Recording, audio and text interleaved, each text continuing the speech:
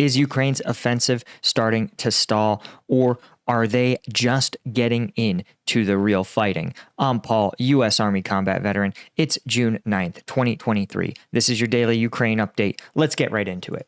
Okay, first, when we look at the control map, what's most interesting to me is that now we don't have updates. The last update was yesterday at 5 p.m., but there's only reportedly minor frontline updates. But I want to point something out to you.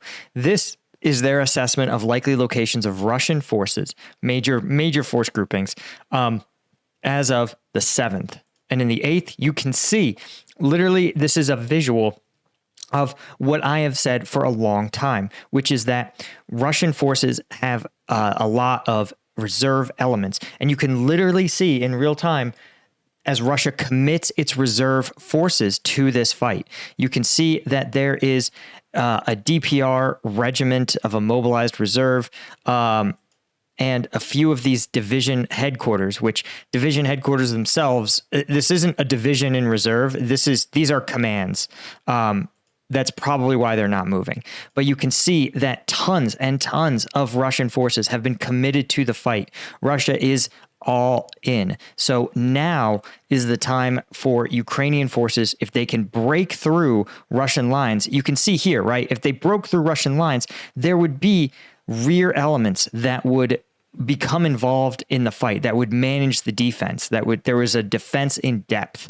But now there doesn't look to be much of any depth to Russian lines. If Ukraine can break through 2 or 3 kilometers, that's it, or rather 5 or 10 kilometers, that's it. There's nothing behind these Russian lines. There is no reserve element in the fight. And the fact this is essential to the Ukrainian effort. And we should understand that what I believe is happening now is the decisive point of this fighting. If this fully reinforced Russian line can hold, then it's going to be able to blunt the Ukrainian counteroffensive.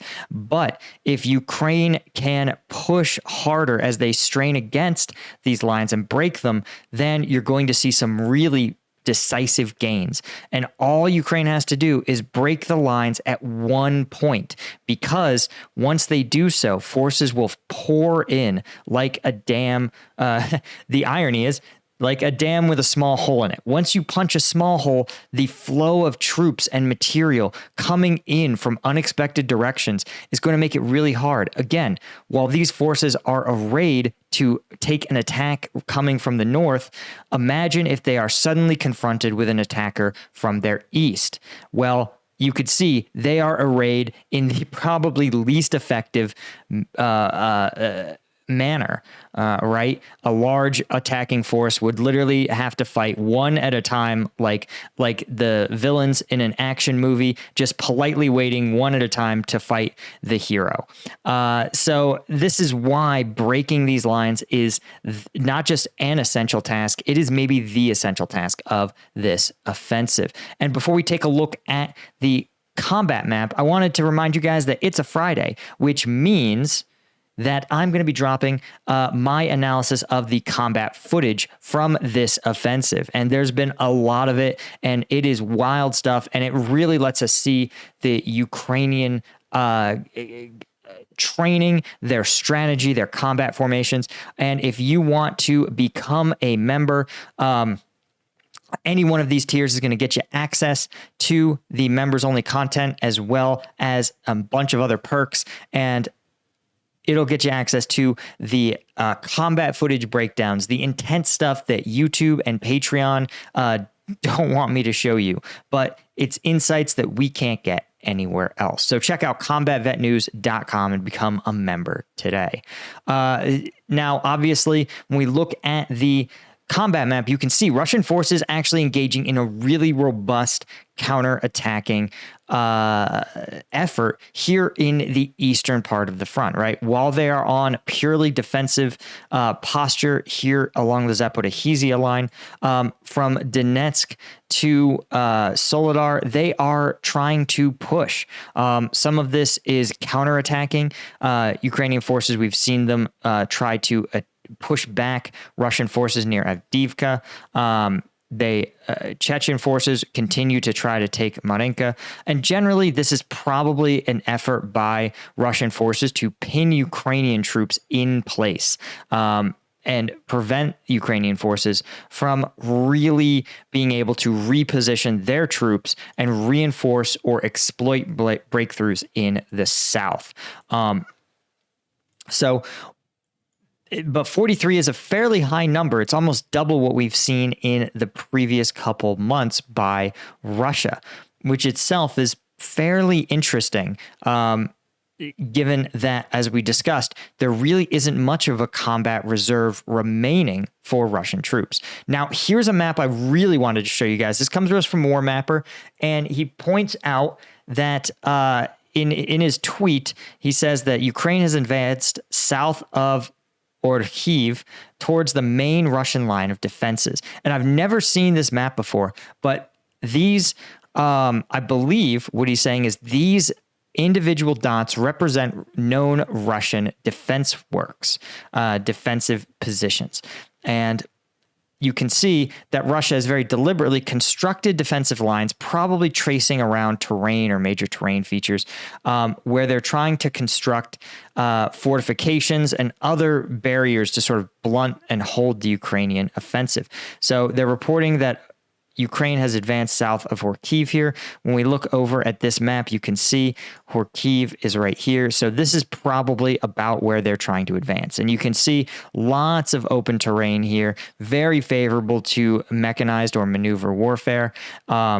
Let's see if we can triangulate exactly where. Here's this road. Here's that road. I think it's right in this area here is where Ukraine is conducting its advance. But you can see that they are going to be running into a fairly well-constructed, well-prepared Russian defense. But this is probably where the first line and the second line are least able to mutually support, right? Because remember, when you have these secondary fortifications, you want them ideally to be able to mutually support each other. That means that soldiers in this trench can actually fire on these other trenches. And even artillery, this seems like it's just simply too distant. And while we don't have a great contour. Oh, there we go. Okay. So it looks like maybe we're looking at these being around, we'll say probably close to, what's that, 20 kilometers apart. So really it would be hard for Russia to engage, support these positions with anything other than maybe artillery fire. And that's probably part of Ukraine's strategy in this, right? This is going to be a really tough fight. And Ukraine has acknowledged this. But if they can break this defensive line, they should have, this seems somewhat less dense. They should be able to break this line, advance. If they can break this secondary line, then it's going to be an absolute free-for-all. Absolutely, they will be able to. You can see that Russian forces simply don't have any significant defense works in any of these positions. And once their troops can get into this area, then they're going to be able to absolutely demolish remaining troops. They'll be able to come up behind them, cut off their supplies, cut off their connections to leadership. If they can punch through these two lines, if they can get literally to, north of Tokmak, basically, then the fight, the fight will not be over, but the fight will skew heavily in Ukraine's favor.